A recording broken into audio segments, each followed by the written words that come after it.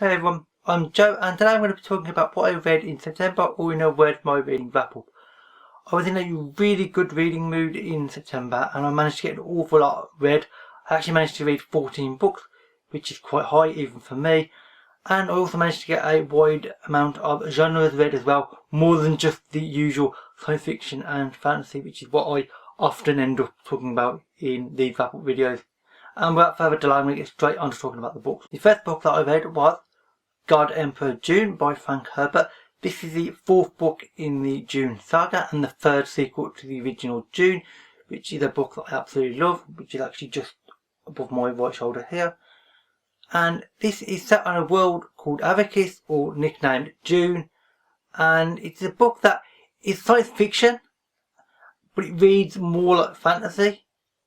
And I love the original. This was good and it had interesting ideas. It's set 3,000 years after the events of the original Dune. I'm not going to talk about the plot due to spoilers. I liked it, I didn't love it, and frankly I just gave it 3 out of 5 stars on Goodreads. Good, not brilliant, frankly. The second book that I read was Star Kings by Jack Vance. This is a science fiction book and it is the first of 5 in a series that is called The Demon Princes. The plot of the book, and indeed all 5 books, is a guy, he's trying to get revenge on 5 individuals who are responsible for murdering his parents many years before, and each book he's hunting down one of these in different locations and in different circumstances. I enjoyed this book. It had an unusual writing style compared to a lot of the science fiction books that I've read recently, and for that I actually rated it quite highly. I gave it 4 out of 5 stars on Goodreads. The third book that I read was Vintage Stuff by Tom Sharp. This is a humorous book by an English author set in England in, you probably think, the 1980s, although to be honest it could equally be set now. It's set in a school where a young teenage boy has joined the school and he takes things extremely literally. He's a very weird personality, and to be honest, most of the teachers are extremely weird and in many ways quite funny. They end up, him and a teacher, go to France to rescue what they think is a damsel in distress, and end up causing an international incident, as they often do. I loved this book and I laughed really heavily. I mean, at one point I thought I was going to break a rib. I was laughing that hard. And there was basically tears in my eyes when I was reading this book, because some of it is really, really funny. And I gave it 4 out of 5 stars on Goodreads due to just how funny this book actually was. It's a very dark and almost black humour in places, however, though, if that is a issue. The next book is The Best of A.E. Van Vogt, Volume 1. This is a science fiction book, and it is a short story collection compiled by Van Vogt himself. There's 7 stories in it, and they have a different range of subjects, and they have a really interesting collection of themes to them. Some of them are very future facing, some are more current, and I really enjoyed it because there's a really curious mix and some really interesting little ideas in it that I really enjoyed thoroughly. And due to just the variety and also the sheer quality of the writing, I gave this 5 out of 5 stars on Goodreads. A really good book. The 5th book that I read happens to be the largest book of the month that I read, and that is The Shadow Rising by Robert Jordan. This is massive. It's a 1,000 page monster, and it did take me a good 5 days to read due to the sheer size of it. It's really heavy to read. Regardless of size, I really did enjoy it. It is an epic fantasy series, and it is the 4th in the Wheel of Time series, which is 14 books long, and I'm slowly making my way through them. And I really did enjoy this. I gave it 4 out of 5 stars on Goodreads, and I'm definitely going to be continue reading more of them. The 6th book that I read was Unquenchable Fire by Rachel Pollack.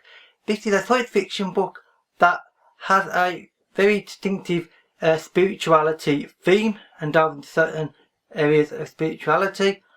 After I'd read it, I looked online and on Goodreads to have a look at the themes in more detail, because frankly I missed these themes. I didn't understand what the author Rachel Bollock was actually trying to say about them, and apparently all the ideas in this book went completely over my head. I didn't understand almost any of the ideas in it, frankly, and unfortunately for that reason I only gave it 3 out of 5 stars on Goodreads. However, I will read it in the future, and obviously then it will probably make more sense and I will probably rate it more highly at that point. The 7th book is The Word for World is Forest by Ursula Le Guin. I did a review of this last week, so I'm not going to talk about it much. It's a science fiction book. I really enjoyed it. It has some really interesting ideas, and I gave it 4 out of 5 stars on Goodreads. I'll link my review in the description box below. The 8th book is Gone Tomorrow by Lee Child. This is the 13th book in the Jack Reacher series. It is an action thriller.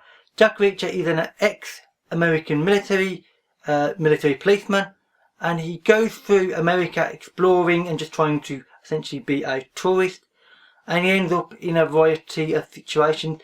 In this, he ends up seeing somebody on a train that he thinks is a terrorist, and things go wrong basically. And it's an interesting plot, and it's better than the previous few books, which I thought sort of dipped a little bit, and I gave this a good solid 4 out of 5 stars. The next 2 books I don't have physical copies of. I read them on my Kindle on ebook, and that is Tinker Mage and Cogweaver by Kenny Soward. These are the 2nd and 3rd books in the Gnome Saga trilogy, of which I am going to be doing a review in a few days' time. I really enjoyed the whole trilogy as a whole. Each book is just fast, fun, with some really interesting ideas and some really good characters, and there will be a review up in a few days, so I'm not going to say them more for now. Other than to say they are a fantasy steampunk series. The 10th book that I read also is an ebook that I read on my Kindle, and that is The Long Way to a Small Angry Planet by Becky Chambers. This is a science fiction book set on a ship that digs its way through space to create wormholes, so there is faster travel. I was going to do a review of this the other day, but Rachel from her channel Kalanadi did a review, and her views are so similar to mine, even down to the references that she used, that I thought there's quite literally no point. So I will link her review in the description below to know what my thoughts are, because our thoughts are basically identical about this book. It's just a really good book. It's one that I absolutely loved. I gave it 5 out of 5 stars on Goodreads without any question at all. The next book is a library book, and that is The Manchurian Candidate by Richard Corden.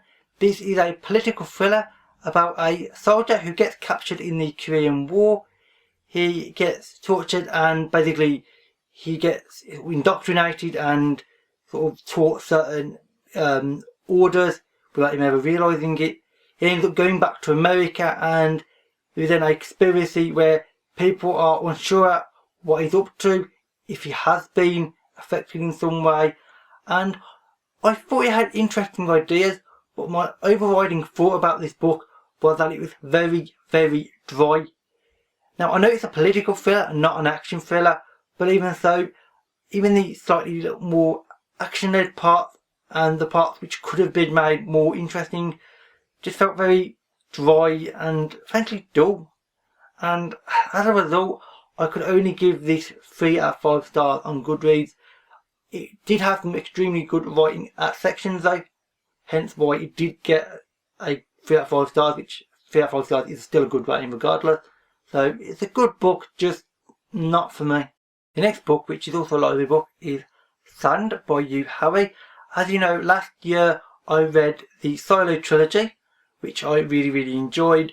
This might be set in the same world, you're never told exactly, but I think it is quite a long time after the Silo trilogy, and I did like it in parts, but frankly the plot felt more sort of silly than the Silo trilogy, and it didn't really hold up to me. I gave it 3 out of 5 stars. It had good ideas and it was well written in parts, but the idea of it, in that it's a dystopian world and people can dive beneath the sands using these special suits to sort of find relics from the pre-devastated world. A bit stupid, frankly. But, you know, it was still well written in parts, and I did give it 3 out of 5 stars. And the last book I read was The Turing Test by Chris Beckett. This is a library edition, yet again. And this is a short story collection of science fiction stories. Some of the stories in it are related and they have like linked characters and such. Most of them generally aren't. There is one story that is fantasy, and I loved this book. The writing was really, really impressive, and the ideas in it I found to be really, really fascinating, and some of the stories were just genius, frankly. I can't praise this book or the author enough. I'm definitely going to be looking into what else Chris Beckett has written, and I will probably be reading more Chris Beckett at some future point, because this was frankly a absolutely brilliant short story collection. So that's it for the books. If you've read any of these or would like to read any of them, then please comment in the comments below and we can have an interesting conversation. And that's pretty much it. So thank you for watching, and I'll see you another day. Bye for now.